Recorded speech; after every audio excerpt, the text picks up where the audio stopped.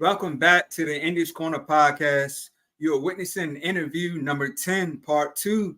You already know who it is. It's your host, the legend Todd Finney himself. Y'all know what the slogan is, no BS boxing. Hey, please welcome back my guy, professional boxer Adrian Granados. Adrian, what's good, man? What's up, man? How's it going, Ty? Man, it's going good, man. How about you, man? I'm good. I'm good. Just chilling on birthday. I guess it's Monday. Just just ready to get back to work. I've taken a couple weeks off since my last canceled fight. But I'm looking to get back into shape and back ready to just get ready to fight anybody. All right, all right. That's good to hear. Happy birthday to you, man. Thank you. All right, so Appreciate it, yeah, brother. yeah. So like I said, I'll just pick up. I'll just pick up where we left off. In the first interview. So, question 6. Oh, he got disconnected. All right, question 6. So you fought Adrian Broner, and I watched the fight. I believe that you edged it. And like, did you feel that politics could have played a role in that fight since it was in his hometown? Yeah, most definitely. Nothing against AB. I mean, it was a good fight. It was a close fight. I thought I definitely did more to win. I had it like 7-3, 6-4 at worst. I won that fight though. I know I did. Everybody says it. It's unfortunate. I've got so many losses on my career that it's just like I already know what it is. It's politics, and pretty much I gotta knock everybody out. Like it's unfair to somebody like me. I work hard. I worked very hard to get to where I was at, and I just like I said, it's when you're fighting at the elite level, you're not gonna knock everybody out because I'm fighting the best. And unfortunately, even though I'll outpoint them, I'll win more rounds. If they got a prettier record than me, it seems like that's who they're gonna protect. I have 9 losses, 3 draws, one no contest. Out of all of that, I'll take 3 L's to the bank. That I can accept those losses. Every other one though is very controversial, and I've watched them back and studied, and then just been like, man, like next time I got to come in there with a chair or something, and knock somebody out. Shout out to the folks in Yeah, Montgomery. Obviously, that's the viral video right now. yeah, man. You might got to come in that ring like WWE style, man, and get a victory. So yeah, Pretty much, yeah. yeah, it's understandable. But so like you fought so many good names in the sport. You fought Broner, you fought Porter, you fought Danny Garcia, Robert Easter. Like so, like out of all the fights that you have, like who was your toughest fight? I would say Shawn Porter. Shawn Porter. He had a good game plan. Threw me off. I had the wrong game plan. I tried to outbox him, and he actually outboxed me through some weird herky jerky movements and like just kind of broke rhythm while I was trying to get warmed up. But then he went to the to the normal mind games that Shawn Porter does. People call it dirty. It's just gamesmanship. The thing was, I was more game than he was. I think once he realized he couldn't break me with his dirty tactics, he was doing headbutts, using his elbows, pushing me, holding me down.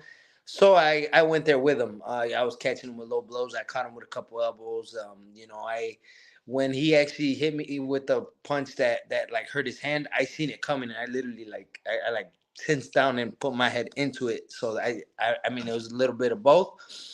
I do got a hard head. Pause. But what's it called? Yeah, it's just it's it was a good fight. Probably one of the toughest fights I was in. We both ended up freaking just beating each other up. I broke him though. I thought I broke him. He That's one of the L's I will accept. I watched the fight over. He got me. He got me on that one, just barely, just barely. Like I said, I fought the wrong fight. At the end of the fight though, once I broke him, I was chasing him down, and I think that's the first time you ever see Shawn Porter running away from somebody like he was with me. He was just surviving towards the end, and just got away from me. But I mean, tip my hat off to him. It was a good fight, and God bless him. Yeah, I've always mentioned, if I was a fighter, Shawn Porter is one of those fighters that I wouldn't fight, man. Like his style is so weird, man. He's like, he never stays in one spot, he's jumping from side to side. So, yeah.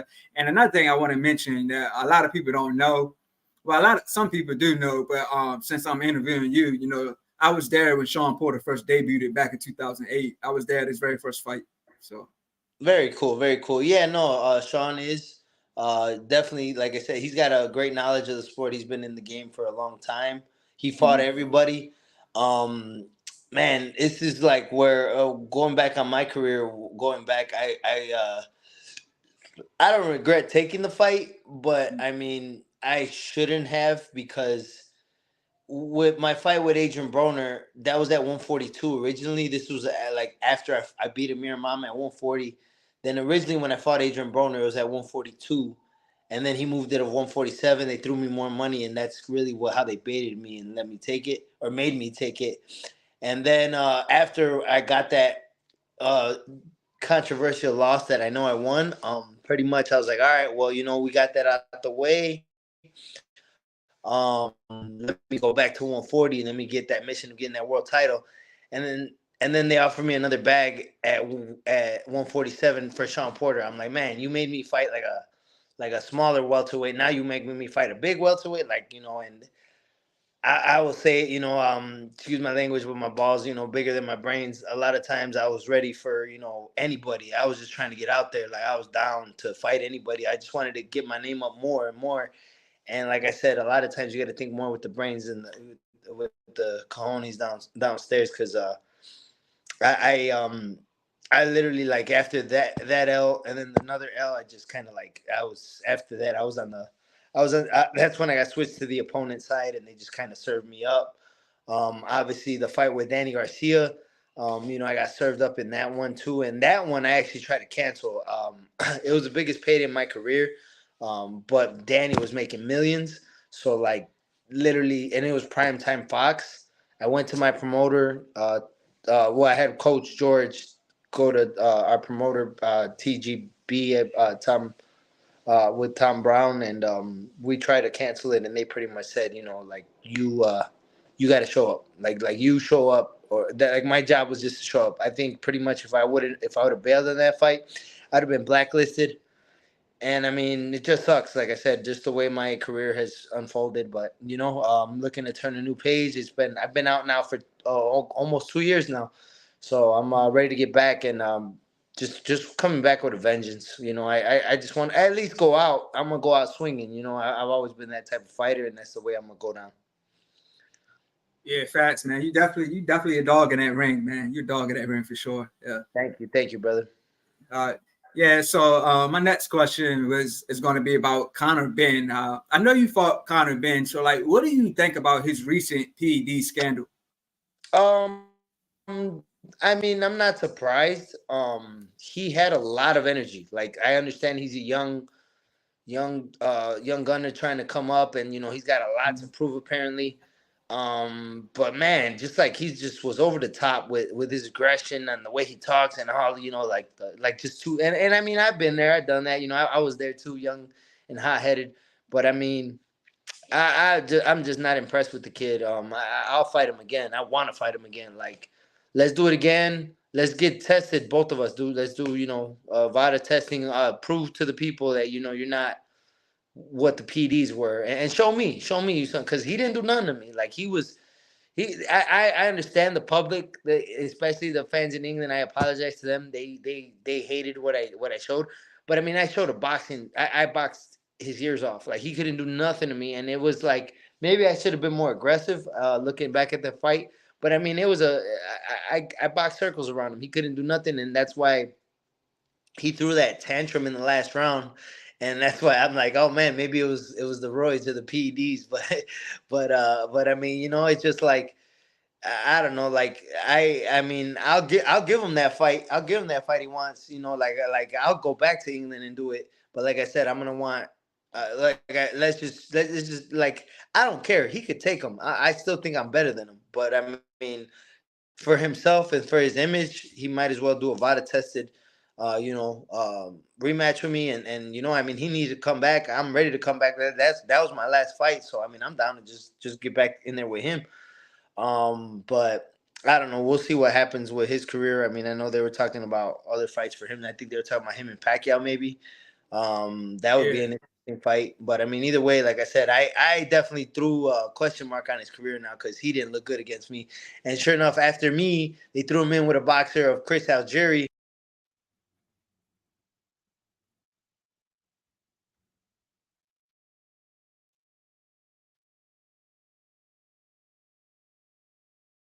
I can't hear you. Hold on. Can you hear me? All right, give me 1 second.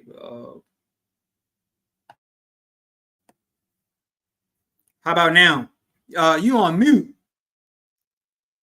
You on mute. You gotta unmute yourself. Yeah, no, I got Okay. it. Yeah. I don't know what happened there. I think it was a connection. But yeah, going back to how he fought Chris Algieri. I mean, obviously he looked dominating, but nothing against Chris Algieri, who's a great fighter and a great former champion himself.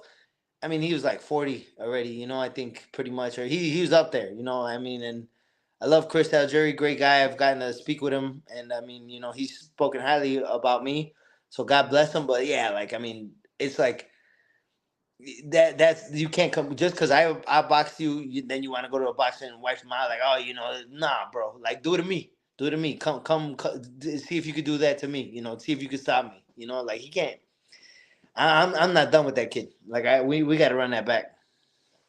All right, facts.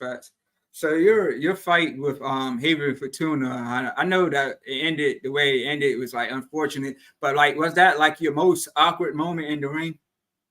Yeah, I mean that was a bail. That was a coward's way out. He literally like he knew what was happening. He was a little like spicy. I want to say like he came out and caught like he was trying to do something. It was cool like he but then once I caught him like I ate his best shot. And once he seen like how I ate it and like I kind of smirked like, oh, that was cute.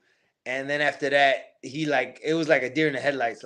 Like his eyes lit up like, oh crap! Like I caught him. That was my like it was a nice little shot. But I mean, he was just too small for me. I knew he was like going into that fight. And yeah, I just started bullying him, roughing him up, and he just literally he was looking for any way out.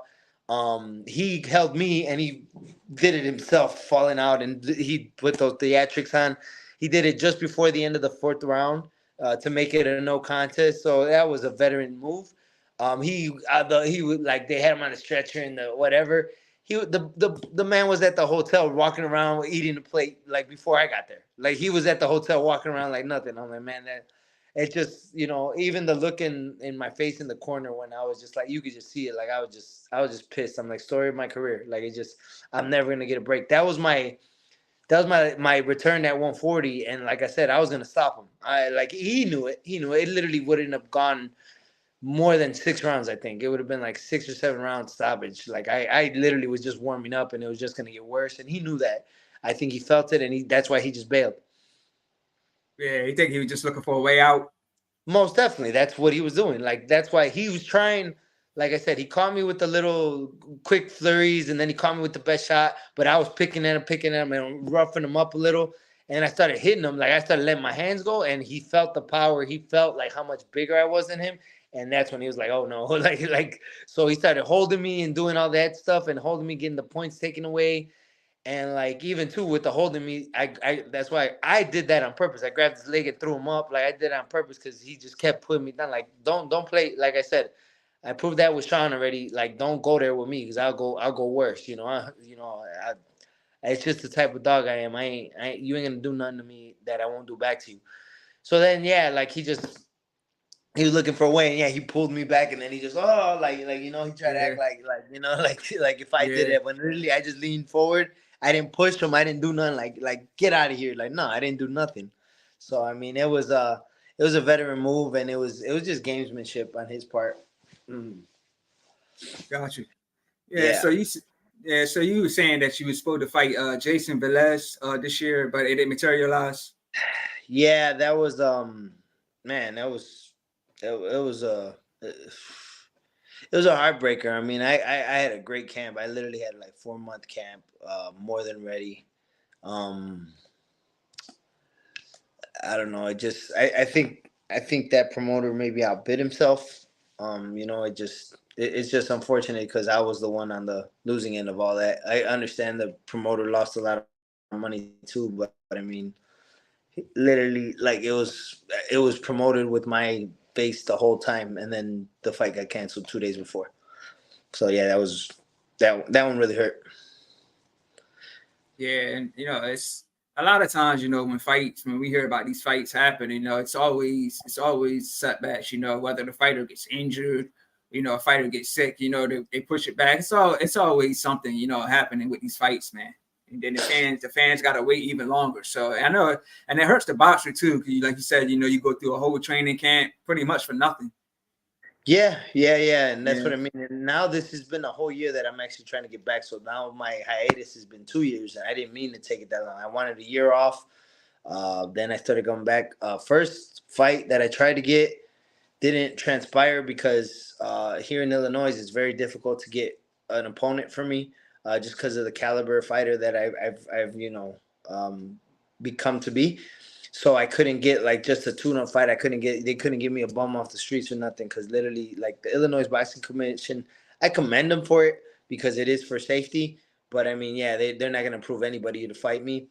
And then like the promoter as well, like they didn't really want to pay. They didn't want to pay. They didn't want to pay me. They didn't want to have to pay someone else too to fight me. So it was just, that like it's just boxing's a tough game, and that's why I tell all the youngsters, as they come up, make sure you get a good lawyer, make sure you get a good accountant.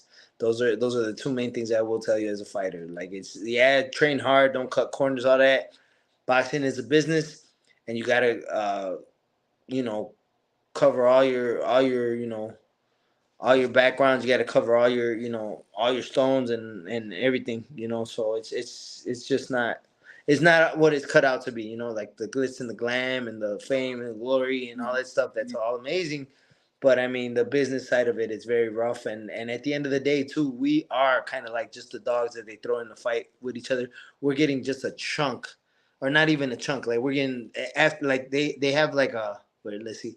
They have like a budget like that, and then they cut it, and then by the time, okay, give that to the fighter, the guy who's actually up there risking his life with the other guy, and like let them go at it with each other and put on a big deal for all these fans and all these other people to make to enjoy us doing everything we can to get somewhere in life, and then at the end of the day we're the ones who are getting scalped about for all the money, and like even on top of what we do get making, like we're still got to cut off from there too. So it's just it's tough. A lot of people, I mean, most of the people that my coach actually tells to get into boxing, tells them to get a job and do something else instead, because yeah, this is a rough life to go through, but it's had its good and its bad with me, and I don't regret everything I've done in the sport. Gotcha. Yeah, and I've interviewed boxers, and I've heard the stories, like if you're not at the top, you're not making million. A lot of these boxers got full-time jobs, and it's hard to balance, jobs and then going to training. So I know it's real tough. It's real tough for Yeah, boxers in the sport, man. Yeah, yeah. yeah, most definitely. I'm actually just got back to work myself. 7 years since I hadn't had to work.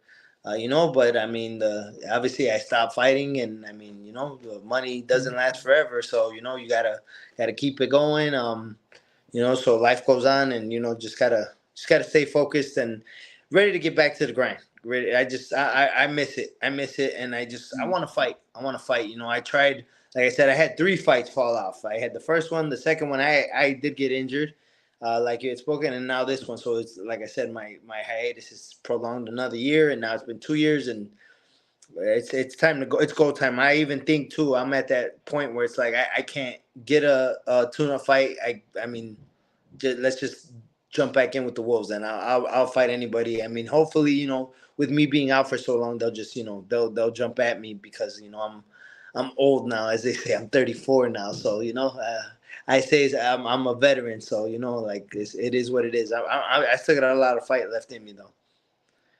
Yeah. So that was gonna be like my next question is like what are some things that you've been doing outside of the ring since since you haven't had a fight in a while? Well, yeah, it's been a year now that I actually started training people. Now I'm actually a coach now. I'm USA boxing licensed. I was working for the Park District just recently. Coach George Hernandez ready to retire. I have to step away though because some personal things in my life have changed now, and now I have to kind of take a little more action on what I do. Nothing against the Park District. I actually am gonna go back. I love that gym. I've been in there 16 years now, and they said I was the perfect candidate for to take over that gym. However, like I say, we're actually expecting in January, me and the woman in my life, and so just gotta, I'm actually gonna be a father, so I gotta step up and bring more money to the table. So just working more, and then obviously, yeah, ready to go back to fighting. So that if anything, that's more motivation now. All right. And you said you signed with TGB Promotions. I was signed with TGB. I no longer am. I'm a free agent now. Mm-hmm. Actually, too, and I'm self managing myself now. I actually that last fight with Conor Ben, that was the first fight I managed myself. That was great. I like I said, I apologize. I guess to Eddie Hearn. He wasn't happy because I mean they wanted the blood and guts Granados. I think they wanted me like a sacrificial lamb, maybe just to go out there and like try to get knocked out, or like just go just go swinging for the fences and hoping that I landed a lucky shot. But no, I'm a boxer too. I can box. I showed that with Adrian Broner. I showed that with Conor Ben. I know I'm used. They usually got me as a blood and guts come forward type fighter. I can do that. I can go there, but I got some skills too. I had about 70 amateur fights, and I was a U.S. number 5, and then Olympic reserve for Mexican Olympic team. So I've got my accolades, and I mean it was. I thought it was a great. I watched the fight. I mean, I just kept making the boy miss, and I was making him pay too. I worked the whole fight with the jab and hurt him a couple times too. He never hurt me at all. He caught me with some decent little shots, but he was nothing. But like I said, self managing and bringing more money home. That's always best. Yeah. Yeah. So like, are you like a big boxing fan yourself? Like, do you go out and watch a lot of fights or watch them on TV? Definitely, definitely. I always tell people I'm actually a fan before a fighter. I became a Mm-hmm. fan out the womb. I was raised watching Julio Cesar Chavez. We used to have parties at the house, and everyone else be watching the fight. With my family, and I was a little kid in the back. I had my little red band too, and shadow boxing, hitting, just playing my own game in the back. But watching Julio fight all the time. All right, that's what's up. And that was gonna be my next question. Like you answered one. Like you said like one of your favorite Mexican fighters. Julio Cesar Chavez, like senior. So like tell me like who are some of your like your favorite present Mexican fighters? I would say without a doubt Jose Benavides. I mean David Ben. I respect to Jose as well. Definitely got a lot of respect for Jose. Um, David Benavides is probably one of my favorite fighters right now. I like Oscar Valdez and Fidel Navarrete, who put on a great performance Saturday. Canelo, I'm not a big hater of it. I'm not a big huge fan. I'm not a big hater of him either, though. He's done a lot with all the pressure he's had since being 15. So no respect to him, and he's a legend in his own right. And he's going for greatness. I mean, with the bouncing around up and down, and he's now. I mean, he is the cash cow, and he is the payday, as he says. So he's got to do what he has to do to protect his brand. So that's why he can't jump at every fight. But other than that, like I said, I'm just a fan of all Mexican fighters. I just I was raised watching Chavez.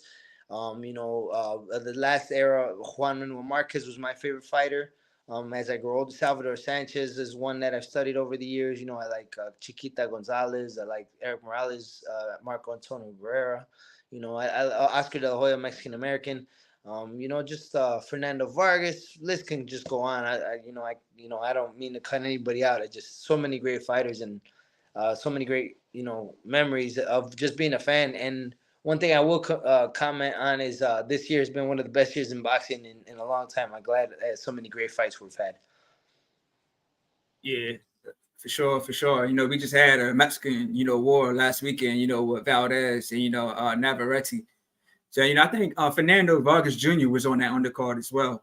Yes, he was. A lot of talent in Yeah. that boy. And all the boys, it seems like he's making a great stable at his home. Yeah. All right. So next question. Like we've had a lot of, big fights this year, a lot of them. Of course, we had Tank and Ryan Garcia. We had Loma, Devin Haney. We had Terrence Crawford, Errol Spence, Plant Benavides. So I got my question. We got 2 fights that's coming up. Canelo and Jermell Charlo. Who you got? It's a good one. I got Canelo for experience. But he didn't look too good that last fight. That I didn't like the way he looked at all. Ryder was tough fighter, tough fighter. But what I seen in Canelo, I didn't like. Like he almost looked old to me. Like I don't know if it's the weight fluctuations or what, but I didn't like it. And like I said, I'm not a Canelo hater. I love the way he boxes and how he's progressed in his career. And how he's handled all that pressure. But yeah, this is a tough fight, and that's why I commemorate him for taking this fight with Jermell Charlo. Like that's not an easy fight. May the best man win, and just keep them both safe. Yeah, I'm gonna go with Canelo too. Like Mel is one of my favorite fighters, but I think Canelo takes it because with Mel jumping up 2 weight classes, I think it may be hard for him to adjust, but we'll see how it plays out. Yeah, most definitely. We'll see. Mm-hmm. Yeah, and then it's rumors or it's possibly almost a done deal between Andre and Benavides. Like, who you got in that one? Man, I'm gonna go with Benavides. But I don't think it will be easy. I think Boo Boo's gonna give him a hard time. I think he's gonna make it difficult. He's gonna frustrate him possibly too. I think just with the size, I don't know. We'll see though, because Boo Boo's not a small guy either too much. Like he can move around too, and he's lengthy too. I mean, it's a great fight. It's a great fight, and I'm looking forward to it. God willing, that does happen. And once again, may the best man win, and God protect them both. Yeah, facts. I seen Andre fight this year on the Tank and Hector Garcia undercard. I went to that, so I was able to see him fight live. But yeah, I think with all his, inactivity, turning down fights and stuff like that, and he's already 35. And Benavides is a power puncher. He's got the use. So I just think, the edge leans more to Benavides to win this fight. Most definitely.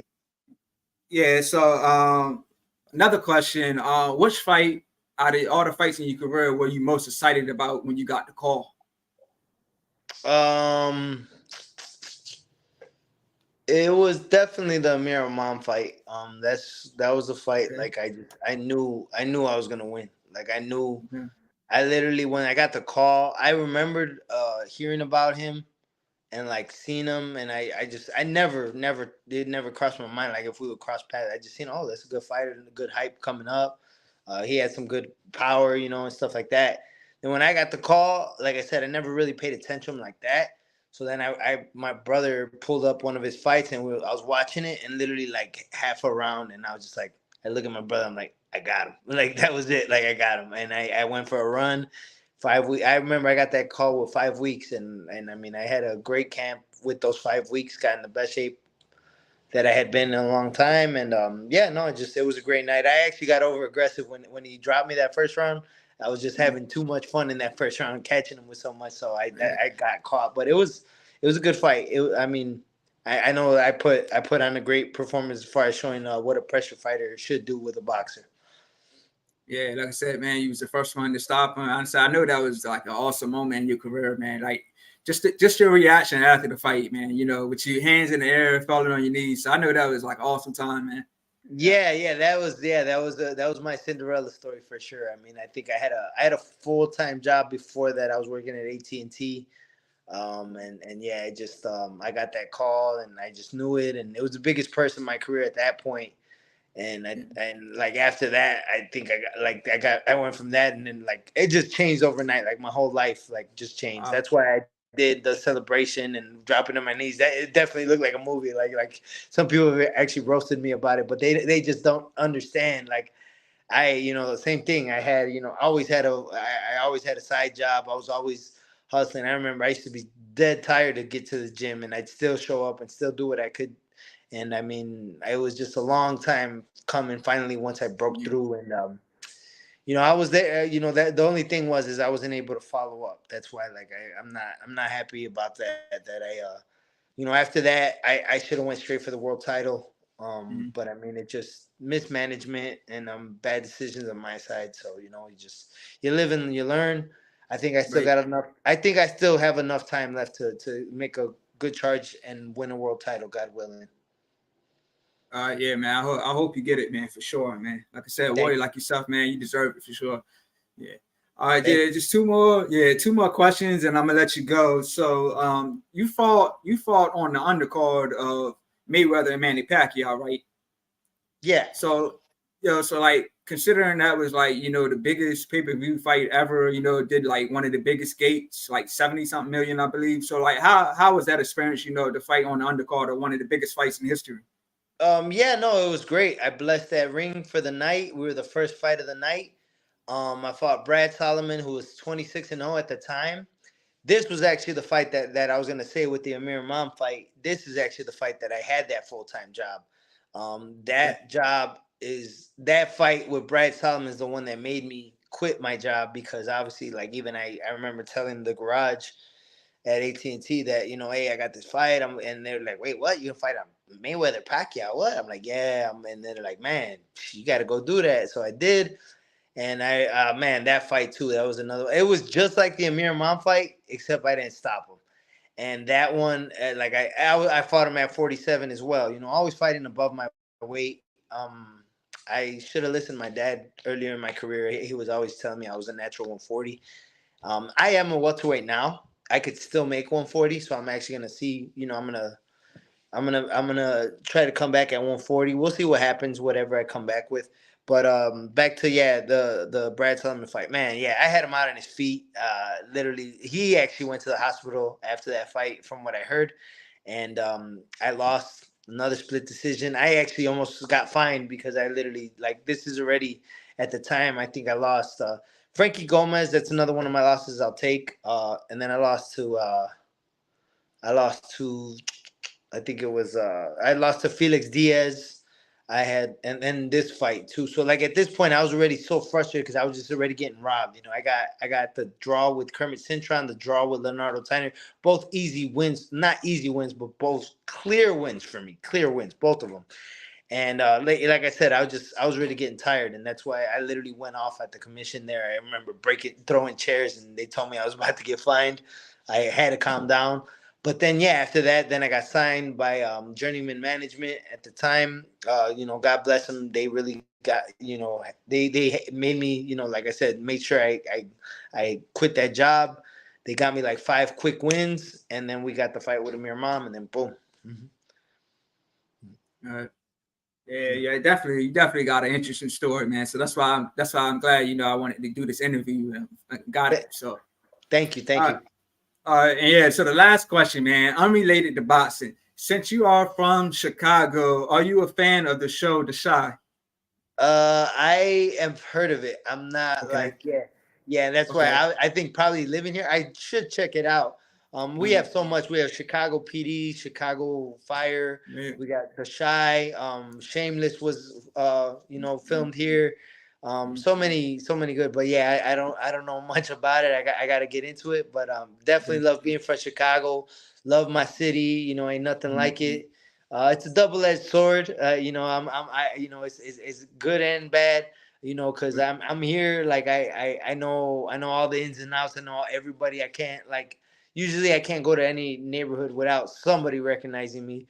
But I love my city. You know, I'm a Chicago Cubs fan. I'm actually a Southsider, but I won a championship in the Little League as a Cub, so I've been a Cubs fan all my life. Bulls, Blackhawks, Bears, you know, everybody. You know, and I mean, hopefully, you know, before I retire, I could bring home a world title. That would make my dream come true. All right, yeah, again, man. I hope you get it. And like before we close it out, you know, I hope. I know you said you had some fights that didn't materialize this year, so you know, I hope everything works itself out, and you know, you'll get those fights, you know, that you want, and you'll stay busy, you know, while you on this run. Yeah, most definitely. God willing, like I said, I'm ready to get back to the gym. You know, I've started running again, and yeah, I'm just gonna go full force and just, you know, I'm ready for anybody. I don't want to. I'm not gonna do the tune-ups or nothing. Put me back in with the Wolves. All right.